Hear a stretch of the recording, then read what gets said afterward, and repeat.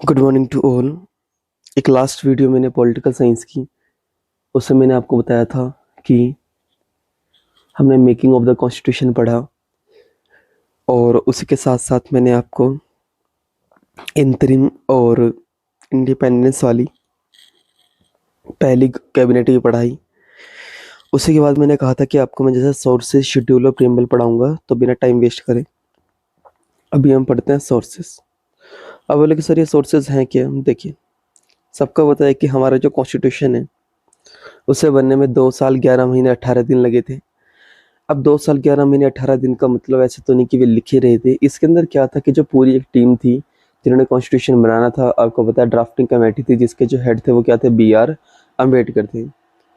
तो इसके अंदर क्या होता है, जो सोर्सेज हैं, जितने भी हमारे जो लोग काफ़ी दुनिया में घूमने गए थे, देश विदेश में गए थे, तो उन्होंने ये देखा कि जो भी अच्छी अच्छी चीज़ें बाकी देशों में हैं उनको मिला के हम अपना क्या काम करते हैं, एक नया संविधान बनाते हैं जिससे जो भी कमी है, खामी है, क्योंकि जो जो चीज़ अच्छी लगेगी हमें दूसरे देशों की जो वहाँ पे अपनाई गई है, और अगर हम उसे यहाँ इम्प्लीमेंट करते तो उससे बड़ा फ़ायदा होगा।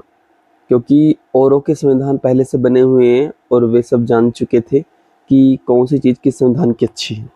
तो सोर्सेज उसे ही बोलते हैं, स्रोत से हिंदी में बोलते हैं। सबसे पहली बात तो आती है कि आधे बच्चे इसे पढ़ते ही नहीं कि गवर्नमेंट ऑफ इंडिया एक्ट 1935। सबसे ज़्यादा जो चीज़ थी ना कॉन्स्टिट्यूशन की, वो इससे ही ली गई थी। आई बात समझ? जैसे ऑफिस ऑफ गवर्नर, मैक्सिमम चीज़ें तो इससे ही थी। 75% जो कॉन्स्टिट्यूशन बना वो इससे ही बना हुआ है। ठीक है, बट हम वो पढ़ते हैं जो जो इम्पोर्टेंट है। ऑफिस ऑफ गवर्नर इससे लिया गई, जुडिशरी इससे ली गई, और PSC पब्लिक सर्विस कमीशन इससे लिया गया, और एमरजेंसी प्रोविज़न भी किससे लिए गए, गवर्नमेंट ऑफ इंडिया एक्ट 1935। थोड़ा थोड़ा अब मैं समझाऊंगा भी जिससे कोई बच्चे बोर ना हो। ऑफिस ऑफ गवर्नर का मतलब एक जिससे गवर्नर ही कैसे ऑफिस होगा, किस तरह से वो बनेंगे, क्या उनके रूल्स रहेंगे, क्या नहीं रहेंगे। जुडिशरी, आज की जो जुडिशरी, PSC होता है पब्लिक सर्विस कमीशन, जिसे UPSC union public service commission है, और PSC के अगर स्टेट का नाम लग जाए तो वो स्टेट पब्लिक सर्विस कमीशन होता है, जैसे HPPSC। और एमरजेंसी प्रोविज़न तो है ही, चलो डन, कोई दिक्कत नहीं कि मतलब जब इमरजेंसी लगी जैसे फंडामेंटल राइट खत्म हो जाएंगे, इस तरह के। फेडरल भी चीज़ हमने यहाँ से ली है, फेडरल। अब बोलेंगे फेडरल क्या होता है? फेडरल का मतलब होता है जहाँ पर डिवीज़न ऑफ पावर होता है, स्टेट अपनी पावर का खुद इंजॉय करता है और वो अपने मुताबिक कुछ काम कर सकता है, उसे बोलते हैं फेडरल। जैसे अमेरिका जो है, अमेरिका के अंदर उसका नाम है यूनाइटेड स्टेट ऑफ अमेरिका, इस वजह से है क्योंकि जो 50 स्टेट्स हैं वो कंबाइन होकर US से बनाते हैं। वहाँ पर हर एक स्टेट की अलग गवर्नमेंट भी चलती है और एक कंबाइन गवर्नमेंट भी चलती है, कहाँ पे जो US के प्रेसिडेंट जो कि डोनाल्ड ट्रंप बने हैं। तो फेडरल आप समझ के, डिवीज़न ऑफ पावर को हम फेडरल बोलते हैं। ये हो गया। उसके बाद है ब्रिटिश कॉन्स्टिट्यूशन।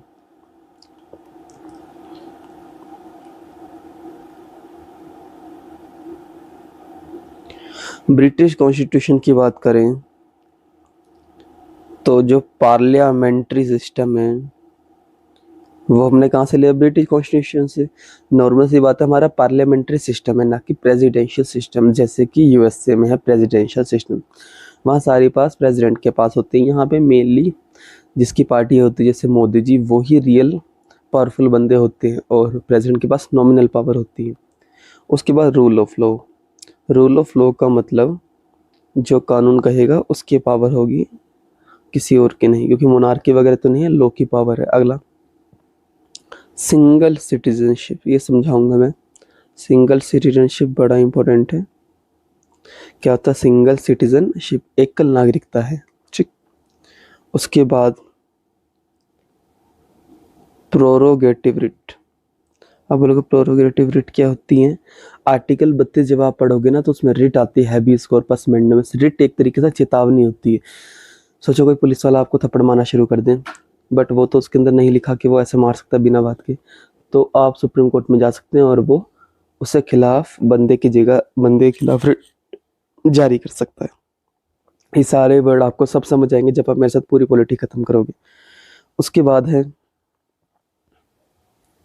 बाइकैमरलिज्म। बाइकैमरलिज्म क्या होता है? दो द्विसदनात्मक, लोकसभा भी और राज्यसभा भी। उसके बाद स्पीकर।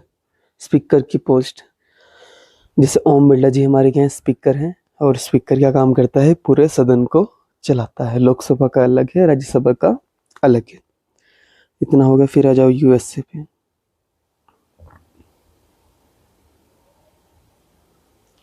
फिर आ जाओ किस पे? यूएसए पे। थोड़ा मैं भी पेन चेंज कर लेता हूँ, बहुत देर हो गई है तो। यूएसए पे। यूएसए की बात करें तो यूएसए से हमने लिया है फंडामेंटल राइट।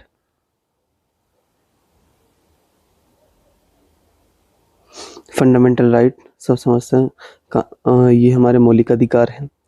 उसके बाद हमने जो वाइस प्रेसिडेंट के पोस्ट हैं वो भी किससे लिए? यूएसए से। ठीक है, सबको होता है जगदीप धनखड़ वगैरह जी क्या है हमारे वाइस प्रेसिडेंट हैं। उसके बाद इम्पीचमेंट ऑफ प्रेसिडेंट। प्रेसिडेंट को इम्पीच करना, कैसे प्रेसिडेंट को भी हटाया जा सकता है, वो भी हमने यूएसए से लिया है। अगला removal of supreme and high court जज। सुप्रीम कोर्ट और हाई कोर्ट के जज को निकालने का काम भी किसका है? ये चीज़ हमने कहाँ से देखी है? यूएसए से। अगला जुडिशियल रिव्यू। जुडिशियल रिव्यू का मतलब है कोई भी जो चीज़ है वो हम जुडिशरी के अंदर लाके उसकी एक बार करवा सकते हैं तहकीकात, या फिर एक तरीके से उसे जुडिशियल रिव्यू के अंदर आना ही पड़ेगा। जैसे कोई भी चीज़ है कि ये गलत हुई सही हुई तो वो जुडिशियल रिव्यू उसका हम ले सकते हैं, बट कोई कोई चीज़ जुडिशियल रिव्यू में नहीं भी आ सकती। जैसे कोई प्रेसिडेंट का काम, बहुत सारी चीज़ें भी होती हैं, ये सब समझेंगे। प्रियम्बल। प्रियम्बल अगले टॉपिक में हम पढ़ेंगे। प्रियम्बल प्रस्तावना, वो भी यूएसए से ली है। I was much okay. इसके बाद independence of judiciary. Independence of judiciary की जुडिशरी को सेपरेट होगी तभी तो इनकी रिक्रूटमेंट वगैरह भी अलग होती है। उसके बाद separation of power. Separation power कैसी होती है? जुडिशरी भाई अलग काम करेगी, लेजिस्लेटिव अलग काम करेगी और एडमिनिस्ट्रेटिव अलग काम करेगी। डन। ठीक है, अगला है आयरलैंड। जो कंफ्यूजन है अपने कमेंट में कर देना कि सर ये नहीं समझ आया। आयरलैंड की बात करें तो DPSP, directive principle of state policy. अगला method of election of president. President के इलेक्शन का मेथड, ये कहाँ से लिया हमने? आयरलैंड से। अगला nomination of member to Rajya Sabha में नॉमिनेशन करना किसके बंदों का वो होता है? वो भी किसका? आपका आयरलैंड का। डीपीएसपी। फिर method of election of president, nomination of member to Rajya Sabha. उसके बाद है कनाडा। कनाडा में आता है फेडरेशन विद स्ट्रॉन्ग सेंटर। मतलब फेडरेशन बोले तो मैंने आपको थोड़ी देर पहले बोला था फेडरल, जहाँ पर सेंटर के साथ साथ स्टेट भी कुछ पावर का एंजॉय करते हैं, भी अपना सेपरेट काम चलाते हैं। बट इंडिया क्या है? क्वासी फेडरल की तरह है कि फेडरेशन तो है ही, फेडरल तो है, पर ज़्यादा पावर किसकी तरफ है? सेंटर की तरफ। उसके बाद appointment of state governor bye centre, कि जो सेंटर है वही किसे नियुक्त करता है? स्टेट के गवर्नर को। ये किससे लिया हमने? कनाडा से। उसके बाद आ जाओ आप ऑस्ट्रेलिया। ऑस्ट्रेलिया से हमने लिया है कनकरेंट लिस्ट। कनकरेंट लिस्ट समझते हैं आप? जैसे तीन तरह की लिस्ट है, यूनियन, स्टेट और कनकरेंट। यूनियन लिस्ट का मतलब है जैसे रेलवे और पोर्ट, उसके ऊपर कानून केवल सेंट्रल गवर्नमेंट बनाती है। स्टेट गवर्नमेंट के अंदर जैसे आती है पुलिस, तो वो स्टेट लिस्ट है। कनकरेंट लिस्ट वो होती है जिसके ऊपर दोनों कानून बना सकते हैं, जैसे एजुकेशन, फॉरेस्ट। डन। ऑस्ट्रेलिया से कनकरेंट लिस्ट ली और क्या ली? Joint sitting. क्या ली? Joint sitting. कोई दिक्कत नहीं, ठीक है। और एक और freedom of trade and commerce, ये किससे लिया हमने? ऑस्ट्रेलिया से। उसके बाद है जर्मनी, जर्मनी को वेमर संविधान ही बोलते हैं, उनकी लैंग्वेज क्या होगा? Weimar constitution. यहाँ पे एक ही इंपॉर्टेंट आता है कि suspension of fundamental right at the time of emergency. कहने का मतलब इमरजेंसी जब लगेगी तो फंडामेंटल राइट क्या हो जाएंगे? खत्म हो जाएंगे। आई बस में फिर है यूएसएसआर, यूएसएसआर से हमने ली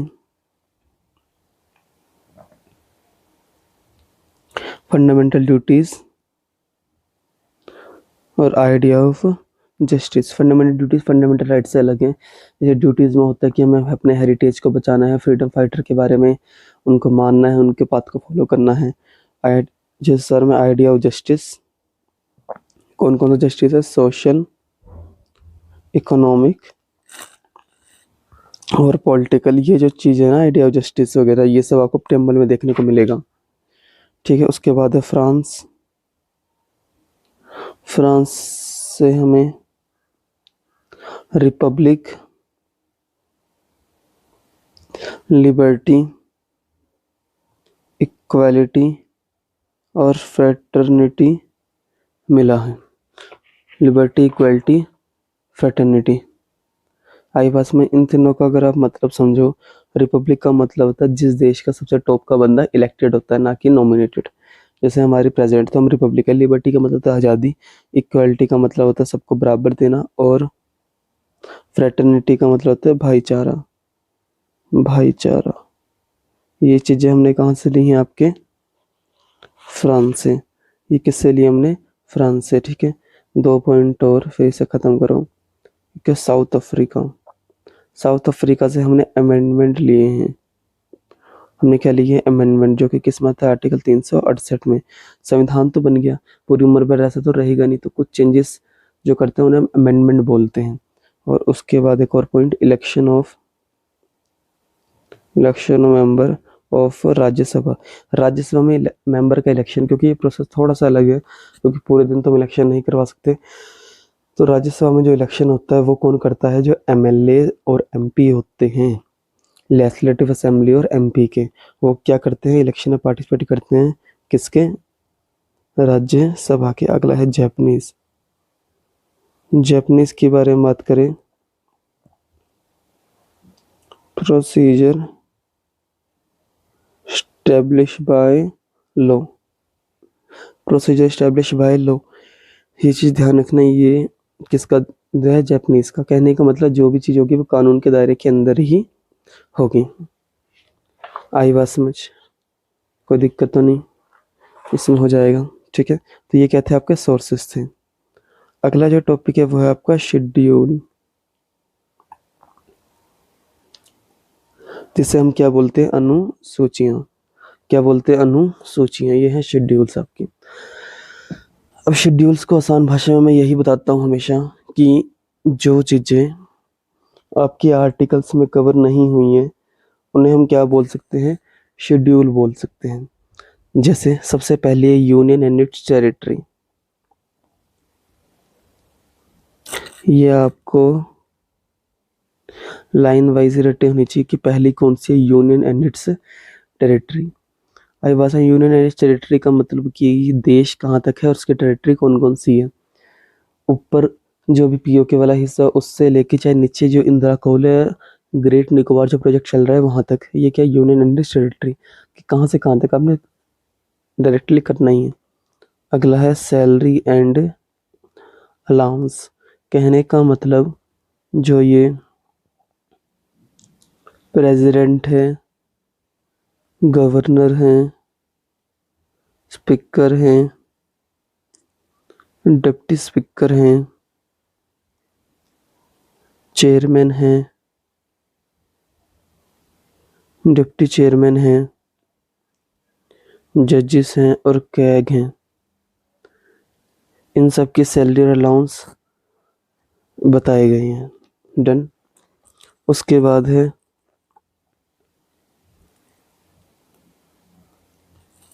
ऑथन अफर्मेशन। ऑथन अफर्मेशन का मतलब कि जो उसके वचन और जो उनके द्वारा ओथ ली जाएगी, किन किन के द्वारा, जितने भी मिनिस्टर हैं, जज हैं, कैग हैं, जितने एमपी हैं और एमएलए, इन सब की ओथ जो होती है, शपथ जो लेने की प्रक्रिया है, वो तीसरे शेड्यूल के अंदर बताई गई है। फोर्थ की बात करें,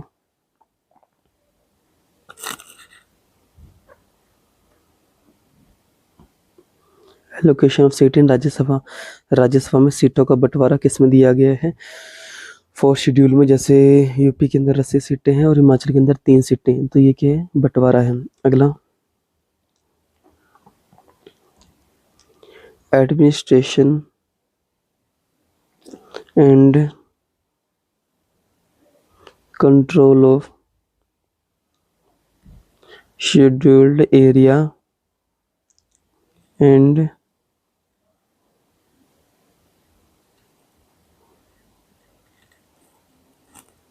scheduled area and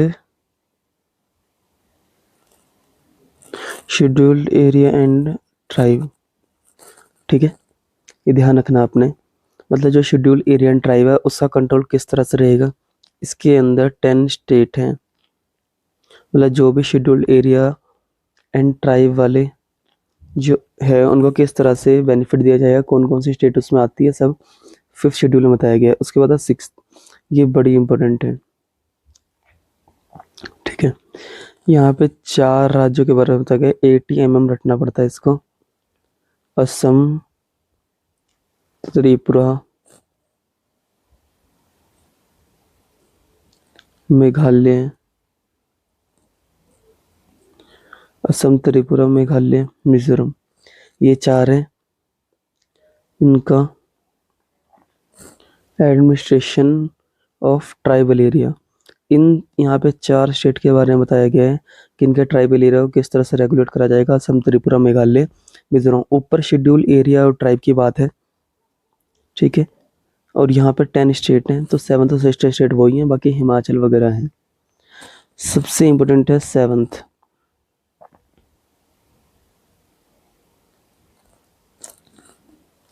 division of power between union and state. Division of power between union and state. मैंने आपको कहा था कि काफ़ी सारी चीज़ें होती हैं, जैसे पोर्ट, रेलवे वगैरह, इतने सारे टॉपिक्स हैं, या डिफेंस है, उसके ऊपर केवल कानून सेंट्रल गवर्नमेंट बनाती है। तो ऐसी चीज़ें जो सेंटर के पास आती है उन्हें हम यूनियन लिस्ट बोलते हैं। ऐसी चीज़ें जिसके ऊपर खाली ध्यान गवर्नमेंट रखती है वो भी स्टेट वाली, उससे स्टेट लिस्ट बोलते हैं। जैसे नॉर्मल सी बात है, जैसे पुलिस वगैरह हो गया, लोकल एडमिनिस्ट्रेशन हो गया, पंचायत हो गया, वो स्टेट लिस्ट में। उसके बाद है कंकरेंट लिस्ट। कंकरेंट लिस्ट में वे चीज़ें आती हैं जो क्या काम करते हैं, जिसके ऊपर स्टेट भी और सेंटर दोनों कानून आते हैं, उसे बोलते हैं कंकरेंट लिस्ट। जैसे यूनियन लिस्ट के अंदर पहले जो टॉपिक थे 97 थे, अब वो कितना हो गए? 99, बढ़ गए हैं। ये जब कॉन्स्टिट्यूशन होना था तब इतने थे, पहले ये थे 66 और अब कितना हो गया? 61। ये तो मैं आपको डिटेल में कहीं पढ़ाऊंगा कि 61 कैसे हो गए, क्योंकि 5 कम हो गए थे, जैसे एजुकेशन है, फॉरेस्ट है, इस तरह के थे। उसके बाद कंकरेंट लिस्ट है 47 और ये हो गए थे 52। एक्चुअल में जो 5 यहाँ से कम हुए थे, यहाँ वो 5 बढ़ गए थे। तो ये आपने ध्यान रखना है। इस वजह से स्टेट लिस्ट और कंकरेंट में फर्क आया था। आई बात समझ? यहीं पे एक आर्टिकल भी आता है, आर्टिकल 249। उस आर्टिकल में ये कहा गया है कि अगर राज्यसभा पावर दे तो स्टेट लिस्ट के ऊपर भी कानून कौन बना सकती है, या फिर जो स्टेट लिस्ट का टॉपिक है वो भी कहाँ जा सकता है? यूनियन के पास जा सकता है। अंडर आर्टिकल 249 राज्यसभा के पास ये पावर है कि वो स्टेट लिस्ट के टॉपिक के ऊपर भी कानून बनवा सकते हैं। किससे? सेंटर से। इतना आ गया। चलो भाई, 8th बड़ा इंपॉर्टेंट है। 8th है हमारा लैंग्वेज। 8th हमारा क्या है? लैंग्वेज। और इस टाइम ध्यान रखना, हमारे पास लैंग्वेज है कितनी? 14 लैंग्वेज है। अब 14 लैंग्वेज पढ़ाई जाए या बाद में, चलो मैं आपको पहले सारी की सारी 22 लैंग्वेज दिखा देता हूँ। सबसे पहले जैसे बोडो, बंगाली, डोगरी,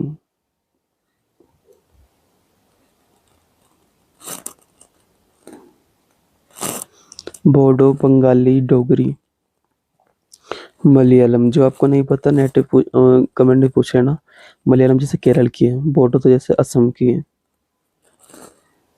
ठीक है, उसके बाद मराठी, उसके बाद कन्नड़, उसके बाद कश्मीरी, उसके बाद संस्कृत, उसके बाद उर्दू, उसके बाद संथाली। अभी समझाऊंगा इनके बारे में ना, संथाली।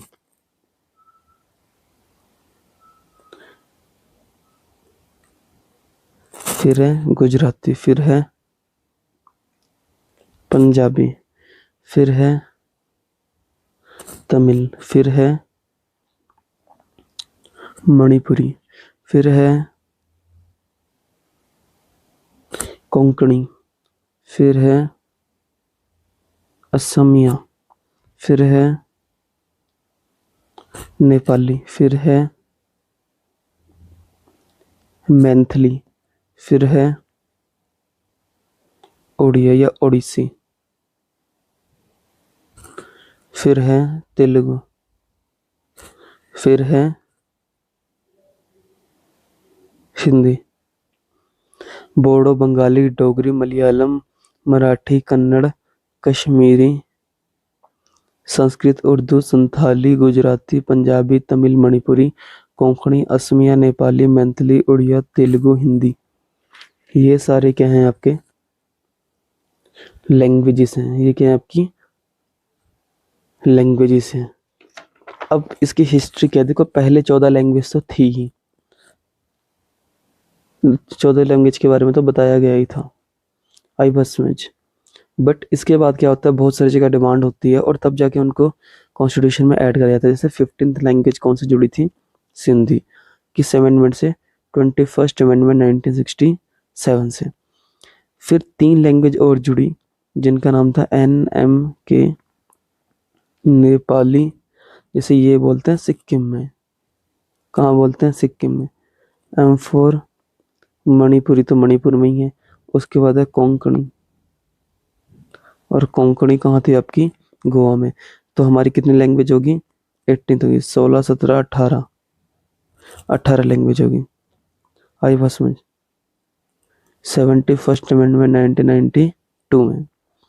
उसके बाद हो गई 22 हो गई, फिर ना उसके बाद 22 कैसे कैसे हो गई, संथाली, डोगरी, मैथिली, बोडो। देखो संथाली उड़ीसा में है, संथाल ट्राइब भी उधर ही है।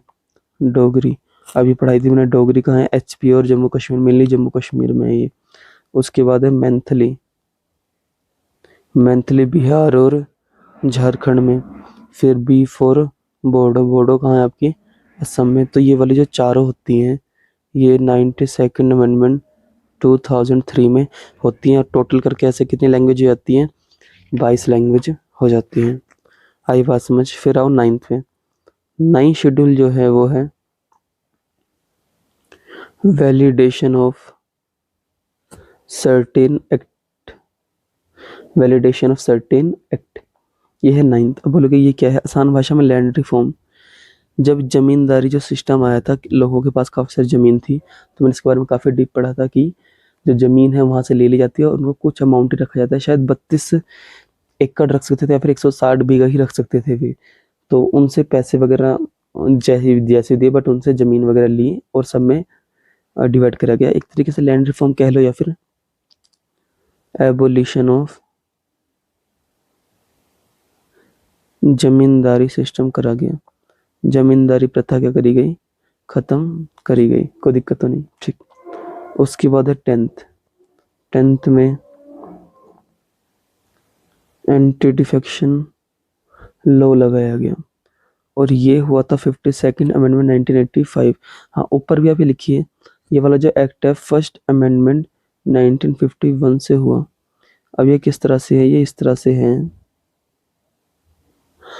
क्योंकि 8th शेड्यूल ही कॉन्स्टिट्यूशन में थी जब वो बना था। फिर 9th जुड़ी इस अमेंडमेंट से, 10th जुड़ी 52nd अमेंडमेंट 1985 से। इसके बारे में थोड़ा पढ़ते हैं। एंटी डिफेक्शन लॉ का मतलब दल बदल विधेयक था। हो के रहा था पहले क्या था, एक दूसरे दल में जाना बड़ा आसान था। सोचो ये जीतने वाली तो उसमें चल गए कांग्रेस में, फिर वरना बीजेपी में, वरना आप में। तो ऐसे करके क्या हो रहा था, लोगों को तो बड़ी दिक्कत आ रही थी, क्योंकि इससे सरकार गिरी थी फिर बन रही थी। और उसमें जो एक बंदा जो कि निर्णायक था वोट जिसका, कि इससे करने से गवर्नमेंट बन जाएगी, उसकी वैल्यू बढ़ती जा रही थी। और ऐसे करके गवर्नमेंट काफ़ी ज़्यादा गिन रही थी। तो हुआ क्या, ये अमेंडमेंट होता है और इसके अंदर क्या कहते हैं कि कम से कम 1/3 बंदे अगर उस दल को छोड़ के जाते हैं तो सही रहेगा, वरना जितने भी 1/3 से कम बंदे होंगे उनकी सदस्यता क्या हो जाएगी, रद्द। ये जो केस था ये हरियाणा में आयालाल गयालाल के नाम से था। उसने क्या काम करा था, 9 घंटे में 3 पार्टी चेंज कर दी थी। यहाँ से दिक्कत आई थी। ठीक है, फिर 1/3 भी लोग जाने लगे तो उसको और बचाने के लिए क्या करा गया, 2/3 कर दिया गया, जो कि बहुत ज़्यादा मुश्किल था 91st अमेंडमेंट 2003 से। तो आप समझ रहे हो कि अभी अब अगर मतलब किसी को जाना भी है तो उसे क्या करना पड़ेगा, कम से कम अगर उसने जाना भी है तो उसे कितने बंदों के साथ जाना पड़ेगा, लगभग 2/3 बंदों के साथ। ये उसकी क्या था, ये एक था उसका केस। तो 2/3 आ गया समझ आपको, ठीक है। चलो भाई, उसके बाद है 10th नंबर हो गया 11th आपकी है पंचायत। 11th आपकी है पंचायत, और ये किस अमेंडमेंट से ऐड हुई, 73rd अमेंडमेंट 1992 से। फिर 12 नंबर पे है आपकी म्यूनसिपाल्टी। म्यूनसिपाल्टी ऐड हुई 74th अमेंडमेंट 1992 से ही कर सकते, क्योंकि 93 में एक्ट बना था, तो उतना आपको सोचना नहीं है। तो पंचायत 11वीं उससे और 12वीं म्यूनसिपाल्टी। म्यूनसिपाल्टी शहरों में, पंचायत आपकी गांव के अंदर होती है। तो ये आपकी क्या थे शेड्यूल्स, 1 से लेके कितनी थी आपकी, 12, पहले कितनी थी, 8। ये आपने ध्यान रखना।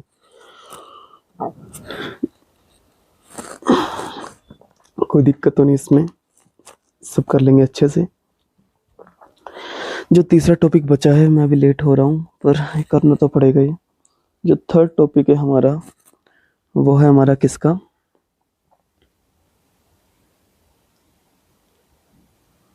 प्रेम्बल का। प्रेम्बल होता है आपका प्रस्तावना। एक तरीके से जो ड्राफ्ट, जो मैंने एक बार बताया था ना, ऑब्जेक्टिव रेजोल्यूशन, ये उसकी ही एक शक्ल के रूप में था प्रेम्बल ना। आई वहाँ क्वेश्चन बनता है कि क्या गवर्नमेंट ऑफ इंडिया एक्ट 1935 में था, नहीं, ये वहाँ से नहीं था। प्रेम्बल हमने कहाँ से लिया है, यूएसए से लिया है। अब लेंगे प्रेम्बल है क्या, प्रेम्बल क्या काम करता है, हमें एक आइडिया देता है किसका, सोर्स ऑफ कॉन्स्टिट्यूशन का। यह एक तरीके से प्रस्तावना क्या चीज़ है कि जो हम पूरा पढ़ने वाले ना, उसकी एक समरी छोटी सी, कि हमारे सोर्स क्या है कॉन्स्टिट्यूशन का, कहाँ से हमने लिया है, या फिर क्या क्या चीज़ है इसमें, हमारा नेचर कैसे कॉन्स्टिट्यूशन का, ठीक है, हमारा ऑब्जेक्टिव क्या है, ये सब चीज़ें हमारा कौन बताता है, प्रेम्बल बताता है। ठीक है, ये ध्यान रखना आपने। इसको अगर हमने पढ़ना, मैं लिख देता हूँ एक बार, we the people of India having solemnly resolved to constitute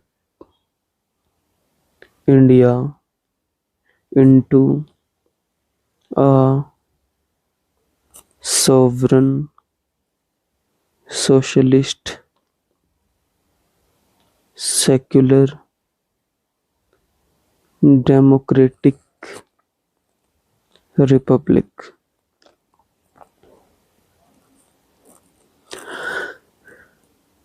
We the people of India having solemnly resolved to constitute India into sovereign socialist secular democratic republic and to secure to all its citizen. थोड़ा थोड़ा समझा के चलता हूँ वरना bore हो जाओगे। We the people of India कहने का मतलब हम लोगों की बात हो रही है जो भारत में रह रहे हैं। Having solemnly resolved to constitute India into a sovereign. Sovereign मैंने कहा, सॉवरेन कंट्रीज वो होते हैं जिनके पास सारी पावर अपनी होती है, वो किसी पे फर्क नहीं डालती, मतलब किसी और की बातें उनपे नहीं फर्क पड़ता। जैसे अगर हम बात करें, जैसे सोचो नेपाल अगर वो हमारे अंडर होता तो हमारी बातें सुनता। सॉवरेन का मतलब है कि वो अपने डिसीजन खुद ले सकता है। सोशलिस्ट, सोशलिस्ट एक तरीके से हम कह सकते हैं जहाँ पे सभी को लेके चलते हैं और जो चीज़ें होती हैं वो लोगों के ध्यान में रख के चलती हैं। जैसे यूएसएसआर कंप्लीट सोशलिस्ट थी, वहाँ पे सारी चीज़ें क्या होती थी, गवर्नमेंट के अंडर होती थी, ना किसी प्राइवेट बंदों के अंदर। सेकुलर, सेकुलर का मतलब जिस देश का कोई भी धर्म नहीं है, जैसे बांग्लादेश वो मुस्लिम कंट्री है, बट हम कोई भी कंट्री नहीं है, हिंदू मुस्लिम कोई हमारा धर्म डिक्लेयर नहीं है। डेमोक्रेटिक पता ही है आपको, जैसे डेमोक्रेसी है जहाँ पे हर चीज़ लोगों के द्वारा चुनी जाती है।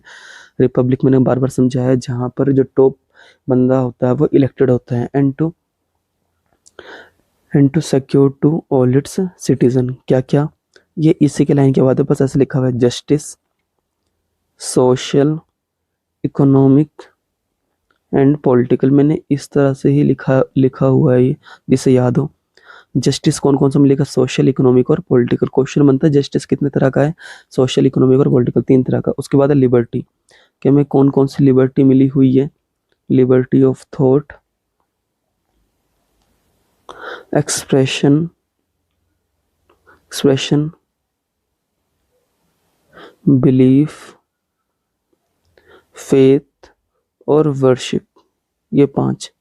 थॉट वाली, एक्सप्रेशन वाली, बिलीव वाली, फेथ वाली और वर्शिप वाली। मतलब हम अपने थॉट को बोल सकते हैं, एक्सप्रेशन जो हमारा मन है हम नुक्कड़ नाटक की तरह चाहे किसी तरह से एक्सप्रेशन दिखा सकते हैं, किसी को मान सकते हैं, फेथ किसी को मान सकते हैं, अगेन वर्शिप किसी पूजा कर सकते हैं।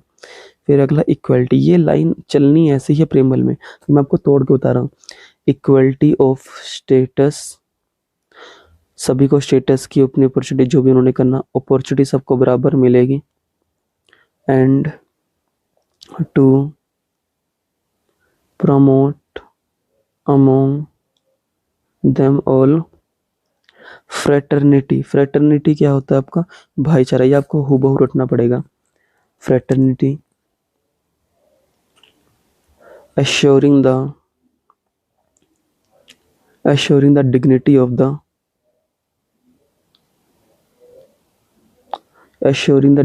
the individual and the unity and integrity of the nation.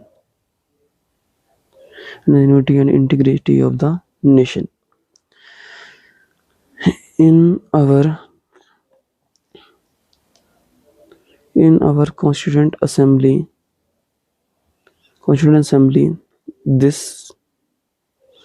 26th day of November 1949, do hereby adopt and enact and give to ourselves this constitution। ये जो लाइन मैंने हूबहू लिखी है, बिल्कुल मैंने खुद देख के लिखी है, पूरे प्रेमबल की लाइन, ये आपको पढ़नी ही पड़ेंगे। वी द, पढ़ लेते हैं दोबारा। We the people of India having solemnly resolved to constitute India into a sovereign, socialist, secular, democratic republic, and to secure to all its citizens justice, social, economic, political, liberty of thought, expression, belief, and faith and worship, equality, status, opportunity, and to promote among them all fraternity, assuring the dignity of the individual and the unity and integrity of the nation. In our Constituent Assembly, this 26th day of November 1949, do hereby adopt and enact and give to ourselves this constitution। इसके बारे में और question बनते हैं कि जैसे preamble को soul of the constitution भी कहा गया है, और पहले कंट्री जिसने इसको अपनाया था वो कौन सी थी, यूएसए थी। आई बात समझ, कोई दिक्कत तो नहीं। इसके अंदर भी अमेंडमेंट हुए थे, कब, 42nd अमेंडमेंट 1976 से, कि यहाँ पे सोशल, सेक्युलर और इंटीग्रिटी वर्ड ऐड करे गए थे। किस कमेटी कहने पे, सोरेन सिंह कमेटी के कहने पे। सोशली, सेक्युलर, इंटीग्रिटी, ये ऊपर मैंने पढ़ाया आपको, ये वर्ड इसमें जोड़े गए थे। आई बात समझ। उसके बाद कुछ कुछ बंदों ने इसको अलग अलग थॉट में कहा है, जैसे N.A. पलखीवाला ने इसे आइडेंटिटी कार्ड कहा है। क्या कहा है, identity card of the constitution. Constitution किसने? एन ए पलखी वाला ने। के एम मुंशी ने इसे कहा है हॉरोस्कोप। हॉरोस्कोप होता है जिसमें अगला फ्यूचर बताते हैं। के एम मुंशी क्या है? हॉरोस्कोप बताया था। अर्नेस्ट बेकर ने इसे क्या कहा था? की नोट। अर्नेस्ट बेकर ने क्या कहा था? की नोट ऑफ कॉन्स्टिट्यूशन। उसके बाद अल्लादी कृष्णा स्वामी ने, अल्लादी कृष्णा स्वामी अय्यर जो थे, उन्होंने इसके बारे में बड़ी लंबी स्टेटमेंट कही थी। Preamble to our constitution express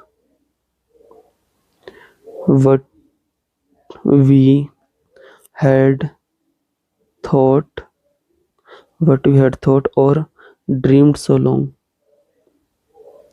जो भी हमने मतलब सोचा था और इतने दिनों से सपने में देखा था। आई बात समझ? कोई दिक्कत तो नहीं? ये कर दोगे आप अच्छे से, ठीक है। एक पॉइंट और लिख लो, बड़े ज़्यादा हैं वो। पंडित ठाकुरदास भार्गवा। पंडित ठाकुरदास भार्गव, इन्होंने काफ़ी कुछ कहा। जैसे इन्होंने इसे संविधान की आत्मा, सोल कहा था, चाबी कहा था, सोल ऑफ कॉन्स्टिट्यूशन। इन्होंने ज्वेल सेट कहा था। ज्वेल सेट का मतलब होता है जो ज्वेलरी होती है, ठीक है। और एक और कहा था, इट